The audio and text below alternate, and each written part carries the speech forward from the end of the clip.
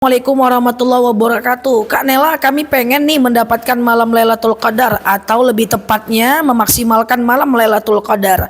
Kan Kak Nela bilang bahwa di malam Lailatul Qadar itu kita dianjurkan untuk iktikaf. Sementara aku lagi haid nih, nggak bisa ke masjid atau ke musola.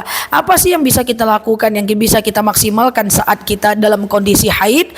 Kita ingin beribadah seperti orang yang tidak dalam keadaan haid sementara kita lagi haid.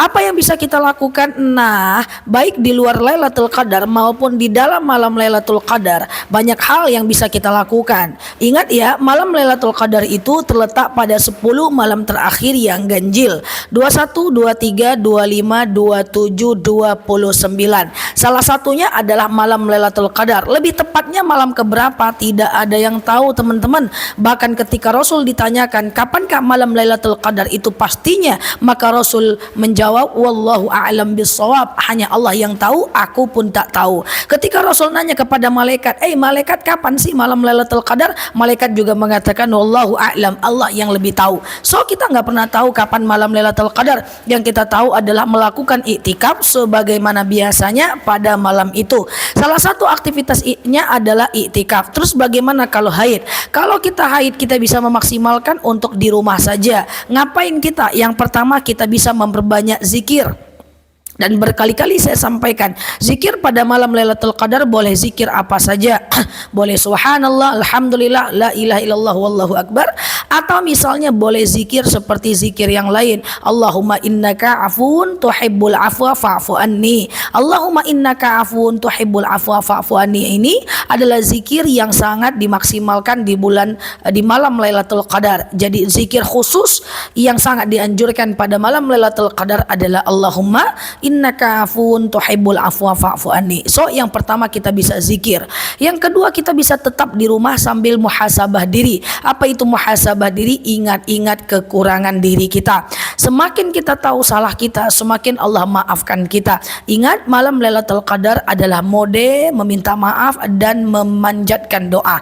So perbanyaklah muhasabah walaupun di dalam kamar, di rumah saja. Kemudian aktivitas yang ketiga yang bisa kita maksimalkan saat kita haid tetapi ingin mendapatkan Lailatul Qadar adalah perbanyak berdoa. Ingat, sering saya sampaikan, doa itu mesti spesifik. Usahakan doa itu spesifik. Sebelum malam Lailatul Qadar, usahakan doanya dicatat dan kemudian dibawa pada saat kita melakukan doa.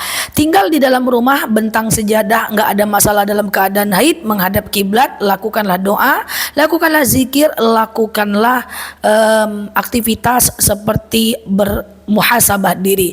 3 hal ini menurut saya cukup kok untuk memaksimalkan malam Lailatul Qadar. Nah, pertanyaannya adalah, Kak Nela, apakah saya mendapatkan pahala iktikaf saat saya haid tapi saya pengen banget iktikaf? Ada dalil yang mengatakan suatu ketika Aisyah istri Rasulullah ingin pergi haji ke kota Mekah bersama para rombongan, termasuk rombongan Rasulullah. Lalu di tengah jalan Aisyah haid, maka Aisyah bertanya kepada Rasul, ya Rasul, saya dalam kondisi haid, bagaimana dengan hajiku? Apa kata Rasul? Lakukan saja tawaf, tinggalkan saja tawaf, lakukan ibadah yang lain. Karena yang nggak boleh saat haid itu cuma tawaf ya, sa'i boleh ya. Apa kata Rasulullah? Tinggalkan tawaf, lakukan ibadah yang lain, insya Allah pahalamu sama dengan berhaji. Jadi kalau udah ada niat haji tapi dalam kondisi haid dan berhalangan syar'i, pada kata Rasulullah adalah sama pahalanya dengan orang yang berhaji, karena haid itu bukan kehendak kamu. Suatu ketika ada seorang anak yang bertanya kepada Rasulullah, ya Rasul, ibu saya sudah haji, sudah pengen haji, ingin berangkat nanti malam bersama kita, tapi pagi tadi dia meninggal, bagaimana hajinya? Maka Rasul berkata, dia telah mendapatkan pahala haji.